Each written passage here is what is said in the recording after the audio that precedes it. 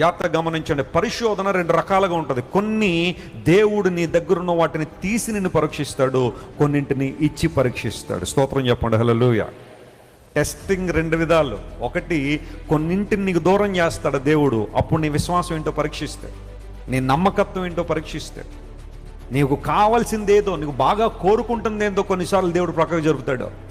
ఆ టైంలో నీ యాటిట్యూడ్ ఏంటి, నీ విశ్వాసం ఏంటి, నీ విధేయత ఏంటి, ప్రభువు మీద ఎలాంటి మాటలు కలిగి ఉన్నావు, ఎలాంటి ఒపీనియన్ ఉంది, నువ్వు పైకి చెప్పకర్లా ఎవరికి, లోపల ఏమనుకుంటున్నావు. ఆ సిచ్యువేషన్లో ఉన్నప్పుడు నీకు బాగా కావాల్సింది, నువ్వు బాగా కోరుకుంటుంది, నువ్వు బాగా ఇష్టపడింది దేవుడు కొన్నిసార్లు ప్రక్కకి జరిపితే నీ యాటిట్యూడ్ ఏంటి దేవుడు పరీక్షిస్తాడు అక్కడ.